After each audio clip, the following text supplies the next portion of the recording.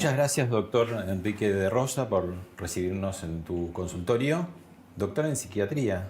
En psiquiatría, sí. Básicamente lo primero en realidad fue neurología como especialidad, como en neurología. No, bueno, gracias a vos, gracias a ustedes. Pero fue básicamente en neurología en realidad. Yo quería saber cómo funcionaba lo que había debajo del pelo. Y uno iba buscando por ahí. ¿Qué descubriste, digo, ahora que pasaron tantos años? ¿Qué sería lo fundamental que descubriste? Y que en realidad es mucho más, es realmente el último reducto de investigación del conocimiento humano, porque a medida que vas avanzando, literalmente la expresión de cada vez se sabe menos es cierta, ¿no? Es un poco como el universo, pero que está contenido dentro de un cráneo, ¿no? Es un universo, es que literalmente es eso. Yo no podía creer esta mañana estando repasando un apunte de neuroanatomía y en un momento me paraba varias veces diciendo, ¿y qué estoy haciendo esto? Claro, uno sigue repasando, hace conceptos fundamentales porque en ese universo sigue estando la materia oscura, ¿no? Es decir, ¿qué hay dentro de eso? Y del 1 al 10, ¿se puede decir sabemos 4, 5, 7? Mira, vos sabés que la pregunta es muy buena porque viene a ver con el asunto de la gente que repite, usamos el 20% del cerebro. Y eso implicaría conocer ya el 100%. Entonces el problema es que no, en realidad quizás creemos que sabemos muchísimo y en una de esas sabemos 1 en 1.000.000, 1 en 1.000, en una sabemos el 1%. ¿Qué hipótesis podríamos tener, o vos que has estudiado y que has conjeturado? O sea, te pide un poco una respuesta en una pata científica y una pata un poco... científicamente correcta y otra no ficcional, qué sé yo, decir, bueno, ¿para qué puede dar el cerebro? ¿Qué cosas nos estamos perdiendo que por ahí dentro de 10 años, 20, un siglo, 2, resulta que esos seres humanos van a estar dotados de no sé qué? Bueno, una ya inmediata, que es la que yo estoy trabajando desde hace un tiempo, viene a pasos agigantados. Yo recuerdo el año pasado, iba a decir 2 años, no, el año pasado, hablando sobre inteligencia artificial y nuevos paradigmas, era un tema teórico. Hoy ya no. Es decir, hoy ya los implantes, las extensiones a nivel no solamente corporal, motor, sino cognitivas, son una realidad. Entonces, en realidad la conciencia amplificada en que, por ejemplo, todo el mundo de lo perceptivo, lo que sentimos, vemos, olemos y demás, quede alterada. Lo paradójico es que la inteligencia artificial, que es una invención del hombre humano, de carne y hueso, empieza a ganarle una carrera, determinada carrera, no toda, ¿no? Pero de pronto en velocidad. Digo, una simple calculadora, el celular te hace más rápido una cuenta de lo que uno la puede hacer a mano, ¿no? Pero es que yo creo que nosotros estuvimos en universidades que se llaman así por algo y tenemos el saber enciclopedista. Y hoy, con uno de estos, simplemente todo el saber está ahí. Todo el saber está ahí y de hecho la gente actúa. O sea, luego, entonces, ¿cuál es uno de los retos?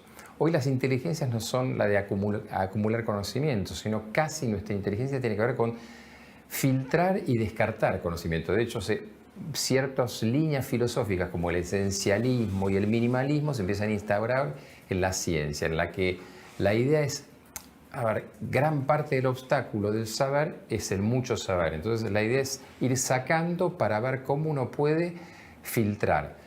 ¿Qué es lo que pasa con la inteligencia artificial? Puede tener ambas cosas. Puede tener la cantidad de conocimiento, pero al mismo tiempo la velocidad del procesamiento de esa inteligencia. Y ahí es donde los seres humanos vamos a tener que readaptarnos para no quedarnos en el camino, ¿no? Y en algún punto puede haber un mix, ¿no? Un injerto. Claro. Que dice, de hecho, eso es lo que ya hay. Injerto un chip y entonces tengo toda la base. Tengo toda la base de datos. El tema va a saber... Bueno, fue lo que pasó con las primeras computadoras que usaban frente a ajedrecistas. Tenían una capacidad infinita de evaluar aperturas o juegos o finalizaciones de jugada, pero no tenían la capacidad de elegir la mejor. A partir de cierto momento tuvieron la capacidad de elegir también. Y empezaron a ganarle a los campeones del mundo. Pero en ese punto creo que hoy estamos en cantidad de cosas. Por ejemplo, el diagnóstico en medicina, hoy los diagnósticos por inteligencia artificial son particularmente precisos. Más certeros de pronto. Son increíblemente certeros. ¿Por qué?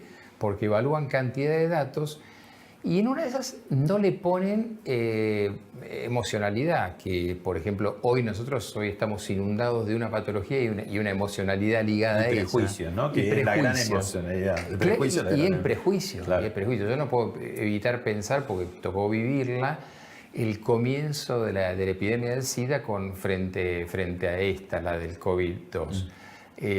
Las otras nos pasaron medio por al lado, no nos dimos cuenta, pero los prejuicios interfieren mucho en el pensamiento científico. Eso no lo tendría una inteligencia artificial. Obvio. Te tiro un prejuicio a favor. El hecho de ser psiquiatra, ¿no? ¿Hace que vos te conozcas más o te tocan las generales de la ley y sufrís igual que todos? No, sufro más que todos, porque justamente sufrimos más que todos en la medida que no nos pongamos en un personaje del estilo narcisista en la defensiva. ¿Cómo manejar eso? Porque digamos, vos tenés una cantidad de conocimientos que uno diría, bueno, está armado para resolver mejor, pero no tenés la distancia, ¿no? En ciertas áreas sí es cierto. ¿Cómo está cuáles? mejor. Y por ejemplo, uno entiende, por ejemplo, y a cierta altura del partido, el valor extraordinario que tienen las emociones positivas, que en otro momento uno le podría llamar el amor, pero digamos, Bertrand Russell al final de su vida dice que el genio de la matemática, la lógica y todo, y le preguntan ¿qué dejaría para la posteridad? Y él dice, y que el odio es estúpido. Entonces, este hombre, ¿y por qué? Porque, por ejemplo, la emoción de amar o tener una sensación positiva hacia el otro, en realidad me dota de cantidad de elementos de conocimiento que frente a la emoción negativa del prejuicio voy bloqueando. Y eso es programable, porque es fácil decirlo, pero hay gente que nació amargada y hay gente que nació muy optimista más allá de lo que le pasa, estoy hablando, ¿no? Sí, bueno, de hecho toda la escuela desde el 70, 80, Martin Seligman, que es un psicólogo, pero en realidad es una familia, en realidad es un grupo, que trabajó lo que al principio tenía muy mal nombre, la psicología positiva, porque pensaban que era la psicología de todo bien. No, hoy es trabajar sobre la resiliencia, es decir, trabajar sobre los factores que permite, es como si yo dijese, vamos a trabajar sobre una persona con un hándicap X, no tiene un brazo, pero vamos a buscar qué otras actividades las puede hacer que suplan no solamente esa falta de brazos, sino cantidad de cosas más. Claro, no lo vas a poner a hacer boxeo, vas a poner a hacer una cantidad de cosas que puede hacer aun cuando tenga dificultad motora. Y acá pasa lo mismo, la idea de pensamiento Entonces positivo. te programás positivo, podrías ser psiquiatra o pastor también. Y esa es parte del problema, uno no sabe si a esta altura del partido uno termina siendo una especie de gurú pastoral. El tema, ahora vos decías, si sirve o no. Creo que parte del asunto es si uno es consciente de cuáles son, por ejemplo, los trastornos de personalidad, los trastornos de pensamiento, es no caer en eso, ¿no? Tratar de no caer en el narcisismo. Cuando uno tiene muy en claro, yo trabajo bastante el tema de trastornos de personalidad, trabajo mucho en patologías narcisistas. Cuando uno tiene tan en claro eso y se cuida mucho como un buen neumonólogo de fumar. Y manejás mejor eso que ustedes llaman el rumiar, ¿viste? Del pensamiento que está rumiando, eso lo tienen más claro. Explica un poco qué es, digo, para que por ahí la gente lo puede también manejar. En principio, rumiar es exactamente lo que la palabra dice y tiene que ver con el comportamiento de los mamíferos que tienen dos estómagos y que en realidad envían un bolo de pastura al otro y vuelve el mismo pensamiento. Por eso se habló de pensamiento rumiante, que el que vuelve. ¿Cuál es el inconveniente? No nos vuelve mejorado, nos vuelve empeorado y confirmado con un sesgo cognitivo, es decir, con una desviación de esto de lo atencional que tiene que ver con que agarramos lo peor de eso.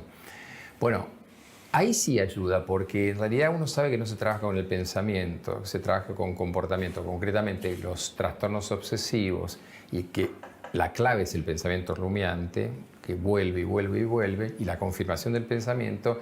Y eso sí creo que el conocimiento ayuda, porque uno, por de pronto, todos los que abrazamos una tarea de este tipo o tenemos un perfil intelectual, somos obsesivos por naturaleza, entonces obviamente ya sabemos por dónde va parte de nuestras debilidades. Y una de ellas es esa. ¿Es pesado para la familia de un especialista, experto en psicología, en psiquiatría, bancarlo? Por decir, me estás estudiando, digo, cuando se queda... ¿Cómo dividir de pronto la cosa fraternal de padre, de hermano, de hijo, cuando al mismo tiempo vos estás procesando tu expertise, ¿no? A ver, yo creo que, bueno, yo nunca me viví ni como médico, ni como psiquiatra, ni como nada. En realidad, seriamente como persona, y de hecho hoy hasta trato de hacerlo. Y naturalmente siempre me salió desconectarme.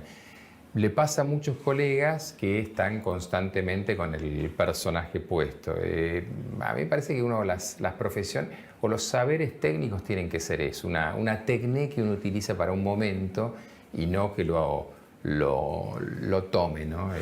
Así que no, en mi caso, en mi familia, habría que preguntarle a mi ex esposa de todas maneras, pero creo que sus motivos habrán sido otros, pero digamos, no que fuese psiquiatra, pero... No el estudio, no el estudio. No la tenías bajo la lupa. No, creo que si hubiese sido lo que venía a ser antes, que era músico, hubiese sido igual lo mismo. Bueno, entremos un poco en los problemas, los conflictos psicológicos, psiquiátricos de esta cuarentena que se alarga y se alarga, ¿no? El hastío, el hartazgo y la desincronización del tiempo. ¿Qué está pasando con eso? ¿Cómo manejarlo? ¿Cómo hacerlo más leve? ¿Cómo tolerarlo? Mira, vos antes hablabas de el pensamiento rumiante y en realidad, y yo me refería a Seligman, y en realidad estamos hablando de un área que hoy estamos muy estudiando los comportamientos más que la mente. Voy a hacer la diferencia. Es decir, ¿qué cosas hacemos más solamente que cosas pensamos o sentimos? La psicología de antes era muy ligada a una especie de, bueno, por ese modelo, un cerebro que controlaba un cuerpo. Hoy en realidad tenemos en claro que somos seres de comportamientos y de hábitos. Entonces, la palabra clave es el hábito. ¿Qué pasa en una época como la actual? El hábito, la costumbre, que es lo que se refuerza, está completamente alterado. Entre otras cosas por un escenario no vivido nunca, pero también vos ahí mencionaste algo vital, que esos hábitos están atados también a variables externas, por ejemplo el tiempo, por ejemplo el momento de luz, por ejemplo el momento de actividad o el contacto con los otros, es decir, una serie de variables externas que en una de esas a priori no pasan con los pensamientos. Entonces, ¿qué pasa? La primera síntesis sería, y pasa de todo porque te cambiaron todos los escenarios. Entonces, todas las estrategias que uno tenía para diversas cosas, las más básicas, dormir, comer o lo que fuera, se han visto alteradas. Entonces, de hecho, ¿qué es lo que pasa? Gente con insomnio, gente con sobrepeso, gente con mayores consumos de bebidas alcohólicas, gente con mayor consumo de psicofármacos. Y los hábitos, y gente que empieza a tener más dificultades para relacionarse con los otros, que ya... Hoy me decía una fiscal, muy feroz fiscal en su momento, me dice, estoy mucho más contenta en casa, ahora voy a ver cómo voy a hacer para salir. Es decir, cambian hábitos hasta que han tardado años y años en ser aprendidos. Y eso tiene consecuencias de todo tipo. Bueno, el hecho de lo largo de esta cuarentena hace que también los estados de ánimo vayan cambiando, porque yo creo que al principio muchos tuvieron como la idea de feliz de las vacaciones para siempre, del dolce far niente, y ahora con el paso de las semanas, de los meses, de toda una estación que se tragó, ¿no? El otoño, y ya estamos en el invierno, la idea al revés del encierro para siempre, ¿no? ¿Cómo manejar esas dos extremidades, ¿no? Que hubo? Sí, y a ver, y dentro de ellas casi una tercera, que es, ¿qué pasa cuando uno se acostumbra al encierro, ¿no? En realidad, a mí me parece preocupante esa, porque bueno, justamente Seligman es el que la hace, Martin Seligman, que se llama indefensión aprendida. ¿Qué es? Se hizo él la hace inicialmente con perros, pero después se replicó con cantidad de seres, incluidos seres humanos. Puso un perro en una jaula en que le pone, el primero experimento pavloviano, le pone una luz roja y una pequeña descarga eléctrica que no lo lastimaba, pero sí lo molestaba. El perro aprendía que podía saltar de un lugar de la jaula a otro espacio que no había descargas. Al cabo de cierto tiempo toma dos variables. Una va subiendo el obstáculo, con lo cual para el perro le es más difícil, y otra es que al saltar igualmente el otro lado de la jaula también estuviese electrificado.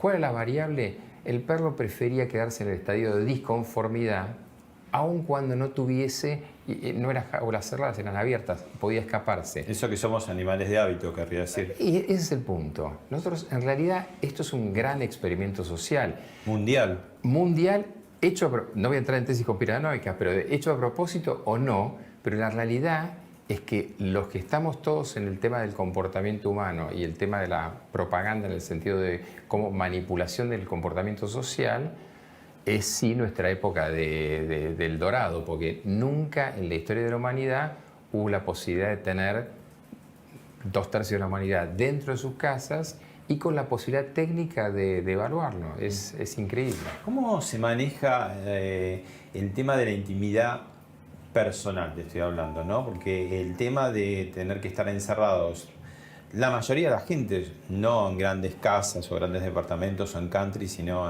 en departamentos muy chicos, casas muy chicas o en lugares hacinados, ¿no? Los llamados ahora eufemísticamente barrios populares. El tema de perder la libertad individual con uno mismo, ¿no? O sea, es difícil estar solo. ¿Qué se pierde ahí? ¿Cómo se maneja? En realidad, hablando de las experiencias en psicología experimental o la experiencia social que yo decía antes, se han hecho en cárceles, se han hecho en regimientos. Los norteamericanos han hecho bastante en la última guerra de Irak. De hecho, utilizaron una experiencia que toda la gente habrá visto en una película llamada El experimento de la prisión de Stanford, en el que ponían a unos alumnos como prisioneros, otros como guardianes. Esta idea de qué pasa con los roles, la proximidad y los ambientes es central porque se juegan todas estas cuestiones en que uno cree que uno se está pensando, sin embargo, convivir con otra persona con un rango de metros cuadrados, que eso también está bastante estudiado, cuánto espacio necesita una persona para no volverse loco, independientemente de que tenga todas las facilidades, todo esto ha cambiado. Entonces, claro, volvemos a lo anterior. Si nosotros creemos que nuestro cerebro es un gran procesador de información, que nos envía señales respecto a lo que va percibiendo, que procesa eso y que para eso tiene algunas estrategias de respuesta. Voy a ponerla más simple. Ese perro sabía que tiene que saltar. Nosotros, si estuviésemos en este momento, aun cuando estamos ahora haciendo esto, si se prendiese fuego, ningún problema, sabríamos que tenemos que escapar. Todos son programas ya instalados en el cerebro y funcional en base al miedo. Un miedo que nos sirve. Ahora, ¿qué pasa cuando el miedo no lo controlo yo o cuando me cambian las fichas y el escenario? Obviamente mis estrategias ya no sirven y empiezo a entrar en colisión, primero conmigo y luego con los otros. Y es un poco lo que se está viendo ahora. Y experimentás y aprendizaje y experimentación al mismo tiempo, ¿no? Absolutamente. Prueba-error. Prueba-error y con la posibilidad de que la estrategia no sea la correcta, que es un poco lo que se ve hoy en la violencia urbana. Y esto también es bastante novedoso para ustedes los profesionales, porque digo, ustedes siempre estaban tratando casos típicos, grupos chicos, ¿no? Que se van repitiendo, bueno, ¿no? Claro. Y ahora esto es totalmente nuevo también. Bueno, el último fue justamente Philip Zimbardo, el del experimento de la prisión de Stanford, trabajando sobre las cárceles que tenían los norteamericanos con los prisioneros iraquíes. Y veían que al cabo de cierto tiempo los sometían a vejámenes tremendos, que apareció por todos los medios, cómo le sacaban fotos, cómo publicaban en redes sociales esas fotos. Pero claro, eran experimentos muy acotados. Yo, por ejemplo, estuve en la Marina y la Marina Mercante y de golpe uno estaba 2-3 meses, pero eran experimentos acotados. A mí esa experiencia de hecho me sirvió para eso, pero esto a nivel social es único porque el anterior podría haber sido los bombardeos de Londres, que duraron mucho tiempo, pero también tenían otras características. Esto que nos digan, viene un tsunami, invisible, pronto viene el colapso del sistema, que nos alimentan con eso constantemente. La pila de cadáveres. La pila de cadáveres, las fosas comunes, la imagen, el refuerzo de la imagen. El perro que tenía la lámpara roja, hoy nosotros tenemos las pantallas que nos dicen, abajo murieron tantos, el parte de muertos diarios. Y claro, debe ser que el miedo es funcional. Y en este momento el miedo no es funcional. Porque en general, ¿qué está pasando? Y la gente pasó lo que experimentalmente tenía que pasar. Al cabo de cierto tiempo se agota el estímulo y ese animal hace cualquier cosa. Es decir, el animal humano hace cualquier cosa. Bueno, te invito a ver un video porque estas transformaciones, estos cambios también se producen en la más alta dirigencia política. Absolutamente. Lo vemos en la charla. El AMBA es el lugar que concentra mayor cantidad de infectados. El 70% de los infectados están en Ciudad de Buenos Aires o Gran Buenos Aires. y por lo tanto tenemos que hacer el esfuerzo de minimizar también allí el tránsito, porque el tránsito de las personas infectadas permiten el tránsito de los virus. Y vamos a ponernos a trabajar a partir de mañana a ver de qué manera podemos trabajar en este punto juntos para lograr ese objetivo.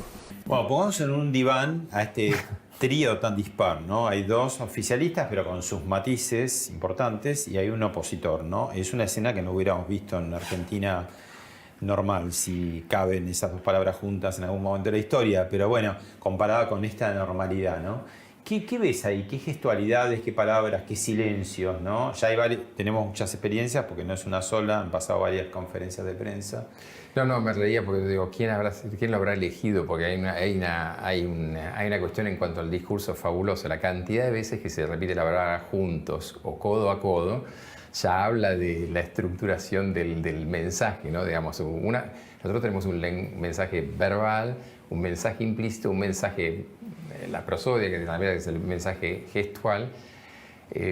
Al repetir codo a codo, cuando se estaba repitiendo hace un montón de tiempo del famoso 1,80 m o 2 metros, y efectivamente estaban codo a codo. Después fueron alargándolo, ¿no? Y sin mascarillas y demás. Más allá de la lógica, es contradictorio, ¿no? Es interesante como el mensaje es otro. El mensaje fue, hagan esto, pero nosotros mismos no lo creemos. ¿Qué fue lo que...? Bueno, cuando uno hace estudios experimentales, es eso, capta cuál es el mensaje y cuál es el mensaje recibido. ¿Cuáles son las palabras y cuáles son los gestos? Claro, ¿cuál es lo que el otro recibió efectivamente? Y yo preguntara a algunos paisanos de campo que no les interesa nada de cosas, y dijese, ¿qué vio ahí? No, los vi todos juntos, debe estar todo bien. Porque están juntos, Y eso se reforzó un poco con algunos viajes que hizo el presidente, incluso a zonas que no estaban con problemas y después aparecieron, ¿no? Claro. Y muchos saludos, incluso efusivos, como fue con el gobernador de Formosa. Lo cual generó, una dicotomía, ¿no? En realidad, volviendo a esto o para seguir la misma línea, volviendo a esto de las estrategias, yo tengo que saber que si gritan fuego y veo fuego, escapo. Es una estrategia simple. La palabra coincidió con el hecho y con la acción concurrente. Con lo cual, en medio de ese caos, yo tengo una calma.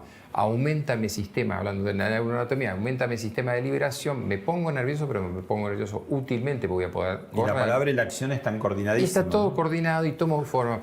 Ahora, cuando me dan una palabra, la acción no es congruente y obviamente la estrategia no va a poder salir bien. Porque en definitiva no tengo en claro, mi cerebro se queda, vos diste el pie antes, se queda rumiando cuál será la respuesta correcta.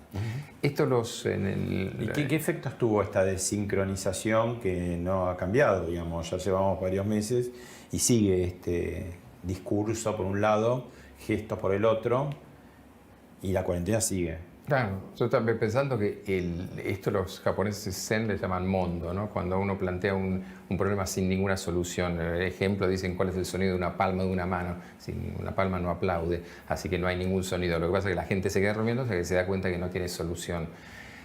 Y yo creo que pasó eso. La gente se quedó sin soluciones, porque no pudo procesar esto y ahí viene lo que vos mencionabas antes. El hastío, la bronca, o por el otro lado, la desmotivación, la depresión, la ansiedad, los conflictos internos, pero al no poder encontrar una estrategia que podría ser, bueno, no, yo voy a ir a esa persona que me dé la respuesta imaginaria. De hecho, esto pasó en pueblos pequeños. Hoy una persona de Merlo, San Luis, me dice, los pasaron a todos a fase 1, desde San Luis Capital, pero todo Merlo se fue a la plaza a hablar con el intendente, que el intendente sí tuvo que salir para explicarles. Entonces, cuando uno tiene un acceso directo, puede obtener una respuesta. Y el intendente aparentemente les dijo, me dijeron que tenían que quedarse todos juntos. Con lo cual, todos entendieron que, bueno, había una orden simple y todos volvieron a calmarse.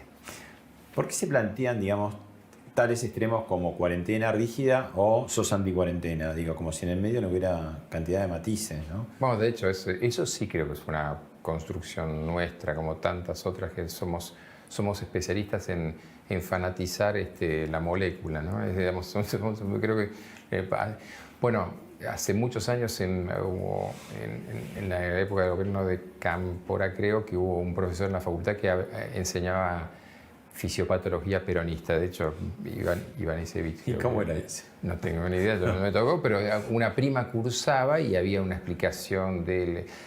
A ver, cuando se ideologiza la ciencia, el conocimiento no tiene pertenencia, ¿no? Entonces, lo que está pasando es eso.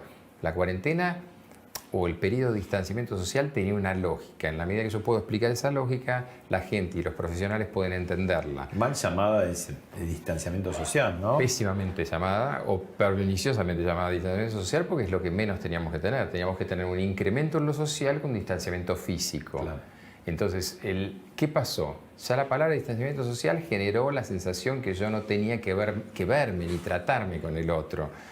Con lo cual se incrementaba con el tema de la pérdida de algo que pareció banal, pero los barbijos tapaban una parte importantísima de la expresión, de la decodificación de las emociones del otro. De hecho, me pasó ayer, me estaba frente a el viernes fue el consultorio.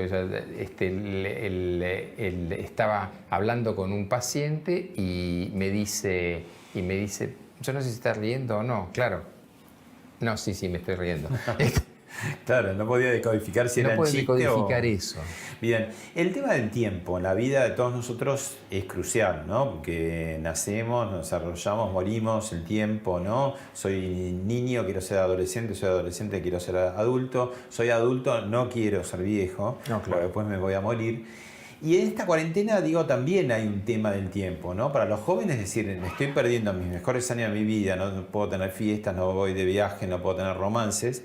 Y los viejos dicen, no sé cuándo me queda, si me quedan años, meses, semanas o días. Bueno, vos sabés que eso fue un tema central cuando en la no comprensión que en el comité se pusiera gente que explicara eso. Así fuese de la antropología a la sociología. Es que son nada más que infectólogos, epidemiólogos, pero sí, no... Sí, y ahí a duras penas epidemiólogos, porque en realidad tendrían una visión más amplia. Pero digamos, a ver, algo que un antropólogo, sociólogo le diría es que claramente medimos el tiempo de manera diferente según las edades.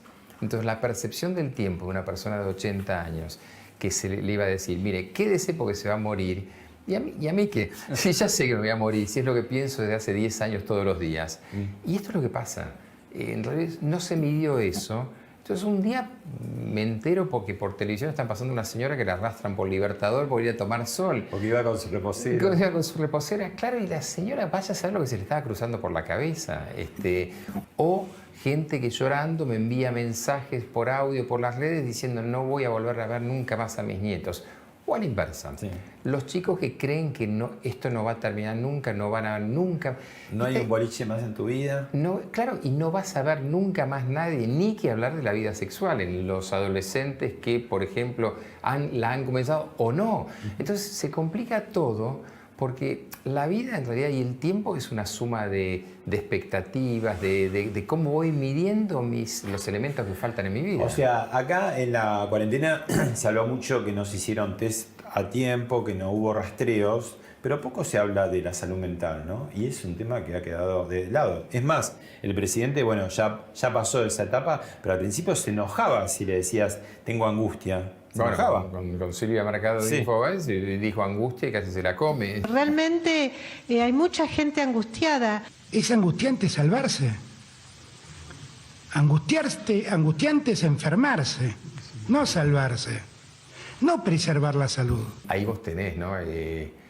Sin duda vos tenés una profundidad de visión en esto. Cuando uno se angustia tanto por algo es que eso lo toca mucho, ¿no? Evidentemente que él haya saltado tanto por la palabra angustia... Pero es como negar, que es otra cosa que vos... Claro, digamos, supongo que todos los sí del planeta estábamos poniendo abajo, estábamos tomando notas sobre el nivel de angustia del presidente, porque, a ver, una cosa es decirle, mire, ¿qué le parece que la pesca, la mosca está complicada? Y uno le diga, bueno, no, mire, no es importante. Podría decir eso, porque realmente puede no ser importante en este momento. Ahora, cuando alguien le dice angustia y uno salta, evidentemente uno mismo está muy angustiado. Y repite la palabra angustia muchas veces. Y repite la palabra angustia muchas veces. Es decir, evidentemente están negando un fenómeno que están viviendo y que dentro, a mí me sorprendió un par de veces tratar con gente de ese comité o gente que ha tomado parte del comité vocacionalmente, repitiendo en los medios que nos vamos a morir todos, que van a pirar cadáveres, que viene la epidemia, que no va a haber camas. Yo tuve un cruce el otro día con una de estas personas, cuando en un momento todo iba bien, hasta que él dice, bueno, todo está bien, pero cuando tengamos que decidir a quién le damos la cama para sobrevivir o no, y a mí me sonó tan, pero tan doctor Mengele en un campo de concentración que dije, no, este hombre se lo ha comido un personaje y debe estar él con un nivel de angustia terrible si él está apelando a esa imagen de decidir por una cama de muerto, ¿no? O sea, yo no sé si te fijaste que se ha puesto la muerte constantemente en el primer plano de la escena, ¿no?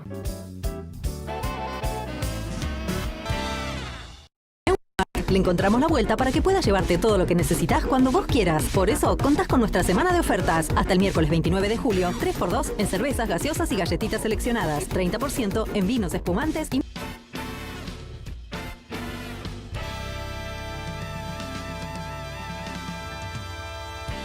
Invito a ver un video donde hay una figura sería de víctima propiciatoria de chivo emisario. ¿No? Si lo llaman.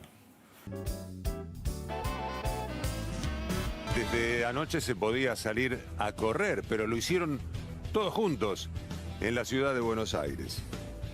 Este lunes debutaba el running o salir a correr en espacios abiertos, pero no se imaginaba que iba a haber tanta gente, como nunca, como si se tratara de un domingo a la mañana en épocas normales. Se habló más de los runners que de los jubilados. ¿Te acordás esa eclosión que hubo un día que estaban todos? Que iban a morir todos, que iba a ser la bomba epidemiológica. Ahora, lo raro de los runners últimamente es que ya hay como un reconocimiento de las propias autoridades, empezando por el ministro de Salud de la Nación, Ginés García, donde dicen, bueno, es una cuestión gestual, ¿no? Como decir, borremos a los runners porque... Queda mal. Queda mal o nos molesta o va contra el discurso, ¿no? Es una bandera como fueron los chetos en su momento que viajaron, ¿no? Claro. Bueno, de hecho, gracioso que sigamos poniendo de runners, cuando en realidad la gente... Yo me reía mucho porque el primer día acá sobre el Libertadores salían todos desesperados, o sea, no eran runners. Fue el primer día. Fue el primer día que parecía una jaula que habían abierto y la gente salía, faltaba salir gente en pijamas, pero digamos salieron así y lo que ilustraba el nivel justamente de angustia de la gente, ¿no? De por favor, necesito... Y de obediencia también, ¿no? En algún punto. Claro. Decir, bueno, salen cuando nos dejaron. Y vos fíjate cómo eso hubiese sido muy bueno aprovechar, que yo insistí desde el primer momento, aprovechar la responsabilidad de la gente. La gente fue muy obediente. Y muy responsable. Y de golpe... Toda la gente está con barbijos, hay distancias en las colas. Absolutamente. Bueno, de hecho, eso es... La Argentina se ha tenido hace unos años una eclosión del fenómeno corredores. Los clubes de corredores no se han armado, salía la gente individualmente, claramente en grupo. Entonces había mucha responsabilidad. Pero cuando uno decide, y lo hablamos antes, tomar una emoción negativa como útil en lugar de tomar una emoción positiva que más como resiliente, es decir, la estrategia que utiliza, crimen o castigo, no voy a ser yo el que lo inventa, o supervisar y castigar, creo que es la traducción de Foucault, uno elige la herramienta, y la herramienta acá fue el castigo. Que el aprendizaje fuese por el castigo, no por la recompensa. Da la sensación, como decís, en un momento si nos equivocamos o el pico es mucho más grande del que habíamos previsto, acuérdense que la culpa fue de los runners. Es que eso, y no quiero volver a caer en el tema de la psicología experimental, pero eso se llama, en realidad eso se llama una disonancia cognitiva. ¿Qué es una disonancia cognitiva? Yo armo una estructura de pensamiento que se confirma por sí mismo o por lo opuesta. Por ejemplo, yo dije que no había que salir. Y que lo que había que hacer es esto. Aumentan los casos porque inevitablemente los casos van a aumentar. Bueno, el presidente lo dijo con todas las palabras. Dice, ahí tienen, fueron a tomar cerveza, claro, ahí tienen. Ahí tienen. Ahora, si no hubiese pasado, si no hubiesen aumentado los casos, hubiesen dicho, vieron que funcionó porque lo hicimos. Entonces, cuando uno estructura una estrategia otra vez, a partir de esas cuestiones que tienen que ver con a ver cómo le gano la cuestión dialéctica al otro, evidentemente está cediendo la cuestión concreta. Si la cuestión concreta era la que se nos dijo al principio, miren, necesitamos 2, 3, 4 semanas para que no se sature el sistema, todos parecimos entenderlo. Nos explicaron que había respiradores, digo, la gente común ya sabía que no había respiradores. que de hecho los médicos no entramos en esa disputa, que sería el tema de los respiradores mal mencionado, ¿no? A ver, entra.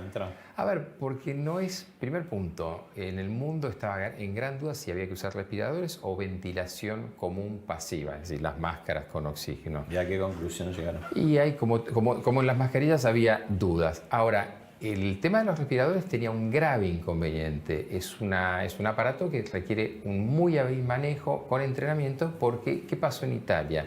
En algunos lugares donde no hubo, había muertes, pero por presión barométrica. Es decir, el incremento de la presión del respirador produjo lesiones pulmonares. Hubo como una conexión, esto es interesante, ¿no? Como decir, bueno, si yo tengo que cerrar mi comercio, y somos la mayoría, miles y miles de comercio, no querrás que estén corriendo frívolamente, como si tuviera una conexión, ¿no? Claro. Es que yo creo que ese fue el tema. Porque se hizo, vos fíjate que inclusive... Pues no van a quebrar más los comercios porque corras o no corras, digamos. No, en realidad creo que mi teoría, no creo, bueno, eso es una opinión quizás nada más. Creo que cuando uno decide estrategias en educación de los propios hijos, que el castigo es el único elemento, va a insistir con un elemento que no funciona a la larga y en realidad tiene que incrementar la dosis. Acá fue buscar algo que vino bien. Querían eso, porque la frase fue peor, en un momento fue: las señoras midieran vidrieras y los runners.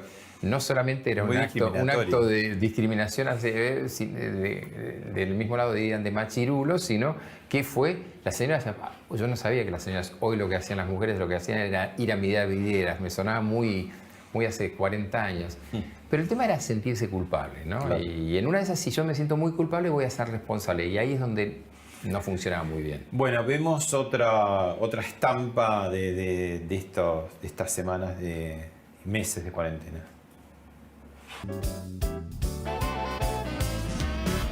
Miren, esto es ahora el túnel de Merlo, ¿eh? Esto es ahora el tren Sarmiento. Bueno, la respuesta es que es el primer día, que ya se va a ir acomodando, pero mientras tanto... Este era el tren que tenía que ir con reserva. Claro, desde hoy.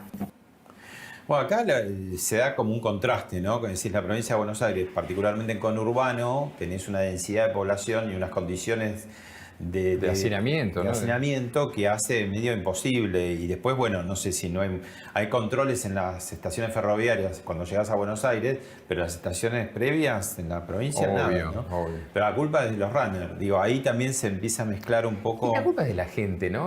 Porque en definitiva a esa gente que estaba ahí en la estación de tren, a mí me causó gracia, por no decir en realidad espanto, que nosotros estuviésemos muy preocupados por el alcohol en gel.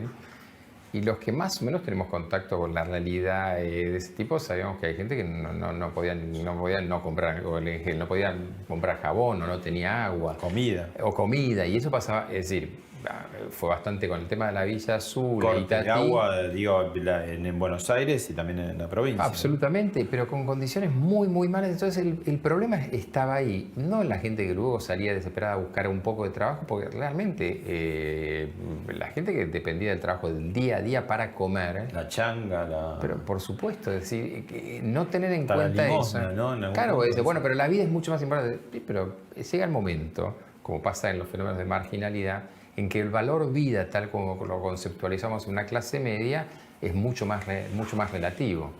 ¿Qué pasó con el sexo en todo este tiempo, ¿no? Porque al principio, por ahí, esa idea de vacaciones, de dolce far niente, decís, es propicio, digo, tengo más tiempo, estoy con mi pareja.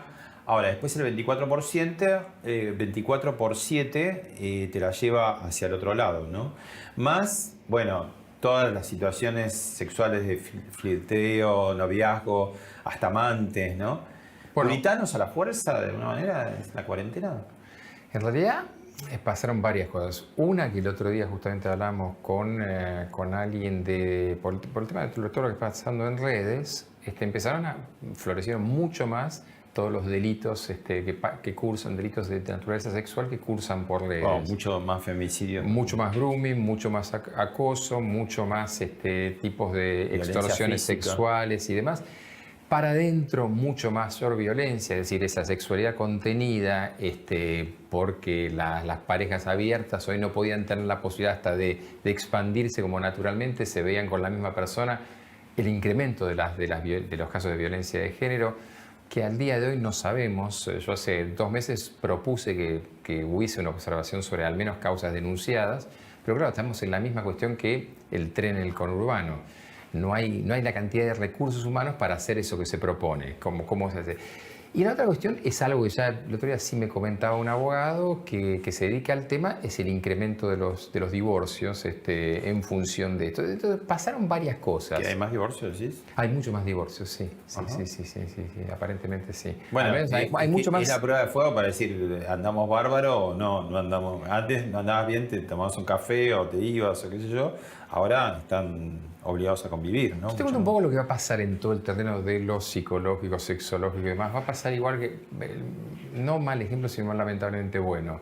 En la Argentina se dieron cuenta que el fenómeno Malvinas y las consecuencias más o menos 10, 15 años más tarde. Es decir, del 82... ¿Y qué consecuencias vislumbramos para adelante? Mira, las mismas, es decir, el caso de estrés postraumático, casos de patologías psiquiátricas diversas, muchísimos suicidios que ya hay, uno no lo menciona porque tiene un fenómeno de imitación, pero casos alrededor de uno que ya existen en la práctica profesional.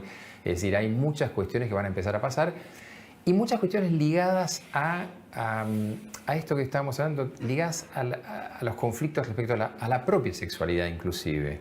El otro día hablaba con un paciente en que, claro, conviviendo con el hermano y la hermana y la madre, en ningún momento el tema entre jóvenes y adolescentes, la madre nunca había tenido tiempo por trabajar afuera, estar afuera todo el día, de darse cuenta qué pasaba con la vida de los 3 hijos. Bueno, para horror de la madre se entera de todo. De todo. Entonces, en un momento, cuando yo trataba de entender el mapa familiar, me dice, pero fulana no, ella es pansexual. Le digo, bueno, entonces tu madre, háganle el croquis porque se va a enterar al final de todo esto. Entonces se enteró que una hija era lesbiana, que el otro era pansexual y que el otro era homosexual y el otro era bisexual. Pobre, la madre se va a tener que poner al día con todo eso. Y los 3, porque yo hablaba con los 3, recuestionándose respecto a esos roles. Porque claro, son todos roles por el momento hipotéticos, porque están cerrados. Entonces eso va a ser un tema. ¿Y cómo te parece que va a influir en esa cosa tan argentina de los abrazos, de besarnos incluso entre los hombres, digo que no sucede en otros países, ¿no? Una cosa muy física, ¿no? Que hay. Y bueno, la nueva normalidad va a ser por lo menos que durante mucho tiempo eso no suceda, o no se recupere más, o se recupere en parte. Digo, ¿qué consecuencias en el grupo social va a tener eso, no? Sí, en realidad, yo no sé si con esto vamos a nosotros poder planear mucho a largo plazo, porque hay una realidad, y es que empezaron a emerger, y con plazos de tiempo cada vez más cortos, lo que llaman la zoonosis. Y perdón que vamos al tema médico microbiológico. Las zoonosis son las enfermedades ligadas a animales. Tuvimos la gripe aviar, después la porcina, 2008, 2002, 2008, y ahora tenemos esta que tenía que ver con el pangolín al final o el murciélago. Pero ya se está anunciando otra nueva. Es decir, la duda es si esta nueva normalidad no va a ser la de vivir un periodo de epidemias ligados a que en realidad el mundo que se volvió mucho más, que se volvió uno solo, tenemos cuestiones que antes, tenemos viajes que antes no permitían la diseminación de la enfermedad de esta manera. Si esto quedase así, de esta manera, es factible que o se instaure una nueva normalidad respecto al trato, o en el caso concreto nuestro de la Argentina, pase algo, como si fuese un mundial o algo, y nos olvidemos de todo y volvamos al estadio anterior. Así que yo creo que todo está por verse. Bueno, te invito a ver escenas de la normalidad que se empieza a recuperar en algunas partes del mundo, como para después saber o entrever cuál puede ser la normalidad que tengamos nosotros.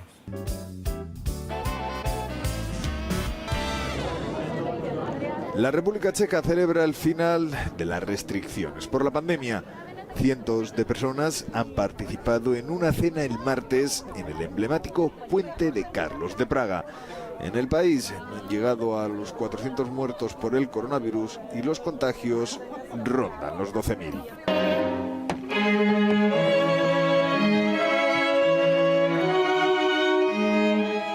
Yo creo que además se ha demostrado que estamos al final de toda una época y eso significa que hay que cambiar ciertos paradigmas. Esta primavera en Roma tiene un nuevo aire. 69 días después, Italia reabre gran parte de sus bares. 7 de cada 10 de estos establecimientos vuelve a activarse. No he trabajado durante 2 meses y medio. Es un día hermoso y emocionante. Emocionante.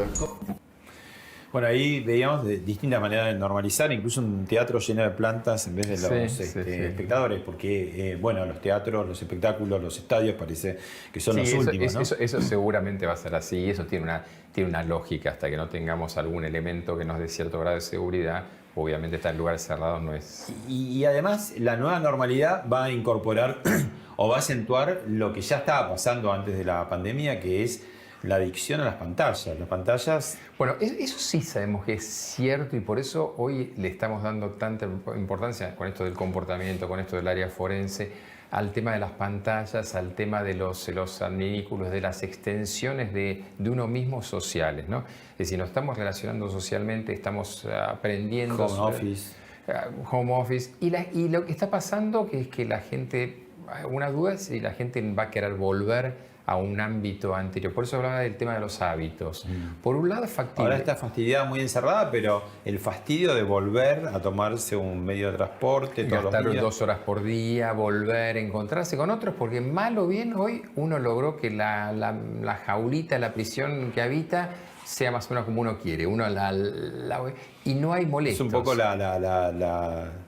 la cosa humana de querer lo contrario de lo que tiene, ¿no? Siempre. En realidad nosotros, esto está bastante visto en la idea de mundos distópicos, en que qué pasaría si nosotros pudiésemos vivir a través con el tema de la inteligencia artificial de lo que distópicamente llamamos replicantes, que hasta hubo una película al respecto. Si yo en realidad pudiese seguir viviendo mi vida, pero alguien tuviera mi rol. Y se genera ahí el fenómeno de lo social en el ser humano. ¿Y por qué? Porque en realidad nosotros somos una construcción no solamente biológica, psicológica, pero esencialmente social. Entonces, ¿qué va a pasar con estas nuevas formas de sociabilizar? Es decir, ¿vamos a poder prescindir del contacto que tenemos, por ejemplo, en este momento? ¿O va a ser lo mismo la pantalla? Claramente no, y vamos a cambiar. Entonces, eso va a generar... seguramente que la sociedad se reestructura en diferentes niveles. ¿Cómo? No sabemos. Te llevo ahora al túnel del tiempo para ver otra de tus especialidades, que es la de, precisamente, perito forense. Declaramos al acusado Fernando Gustavo Ferré que es culpable. Con esta condena, Fernando Ferré no podrá pedir la libertad condicional hasta haber cumplido un mínimo de 35 años de prisión efectiva por el femicidio de su esposa. Sin embargo, su abogado defensor adelantó que apelará a la decisión del tribunal. ¿Vos fuiste perito de parte? Yo fui perito de parte, yo estaba en ese momento, en ese aplauso pedido por el juez, ¿no? Fue un juicio por jurados, uno de los primeros que había, y lo cual, bueno, generó bastante controversia, porque en realidad los juicios por jurados en el mundo requieren lo que uno ve en la tele, ¿no? O las películas. ¿Qué hace el perito? ¿No es como el abogado defensor que va buscando a ver cómo lo puede salvar, en este caso al, no sé, paciente, cliente, reo, procesado, no sé cómo lo llamamos? No, en realidad no es un paciente, porque no. Bueno, es una de las cuestiones. En realidad la medicina es igual que el área, es una de las ramas, ¿no? El área de lo pericial, de lo forense, es como si fuese otra. Existe la práctica en investigación, en docencia, en asistencia y la pericial. Y la pericial es un área de investigación, en recolectar datos que luego, en definitiva, a diferencia de la investigación absolutamente imparcial que puede decir esto, y sí, evidentemente se van a tratar de sopesar o se van a tratar de demostrar más unos que otros, pero sin negarlos. Pero ¿cuál es la característica? Que en realidad esto es una garantía constitucional, que una persona diga, mire, sí, pero tenga en cuenta esto. En la medida que el perito se atenga a la verdad, eso no es jugar. El abogado sí tiene que hacer, obviamente, tratar de llevarlo para agua para su molino. El perito lo que tiene que tratar es decir, miren, algo que no vieron. En el caso concreto de Ferré, no se vieron cantidad de cuestiones, pero bueno, en una época muy particular, pero cantidad de cuestiones que hubiesen ameritado una revisión de todo, ¿no? ¿De qué? ¿De inimputable de pronto? En realidad, la causa es muy poco simpático para la gente decirlo, pero obviamente, ¿por qué? Porque la justicia tenía dos figuras, Temis y Némesis, ¿no? Temis era la de la balanza y su hermana Némesis era una espada, era la venganza. Normalmente uno quiere la venganza, aunque no lo reconozca. Quiere que aquel que hizo algo malo lo destrocen. Pero, en definitiva, el sistema social funciona en la medida que cuando en una de esas, si le toca a uno esperaría sí justicia. Es decir, si uno estuviese en ese lugar, esperaría justicia. Entonces, los peritos, los abogados que hacen esto a conciencia, tienen que pensar que en poder hacer lo que se llama una disociación operativa, es decir, dejar de lado sus propios sentimientos, si pueden, para poder decir, a ver, ¿qué es de cierto en esto? Y la verdad, en el caso concreto de Farré, es que había muchos elementos que tenían que ver con que él no había estado plenamente en condiciones de evaluar la situación. De hecho, eso se puso en un informe bastante extenso. Igual seguía siendo un gran manipulador, ¿no? Desde la cárcel, con los celulares, llamando a familiares. No, obviamente, a ver, acá en el tema de psiquiatría forense o en criminología concretamente, el tema es si una persona en ese momento estuvo en capacidad de comprender y dirigirse, dice, o de discernir la gravedad, lo ilegal, lo ilícito del hecho. Es decir, estoy realmente dándome cuenta que estoy matando a una persona o pienso que estoy defendiéndome.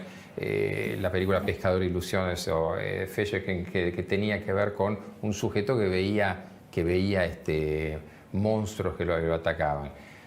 En un delirio, en una alucinación, obviamente esa persona no es capaz de comprender, lo cual no significa que se lo libere.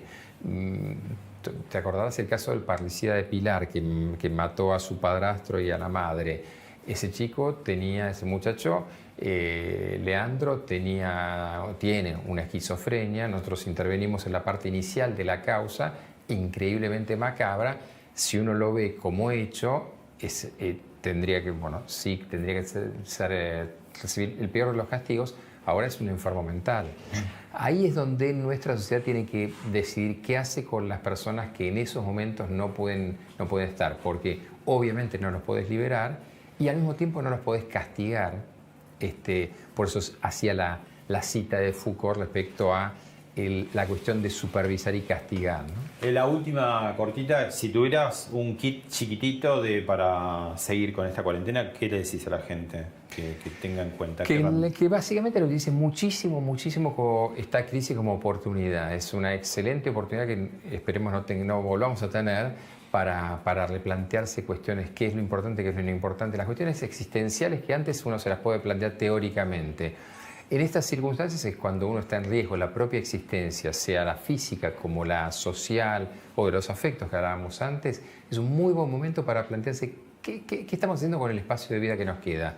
Y eso realmente puede ser una oportunidad única. Gracias, Enrique. No, por favor, gracias a vos.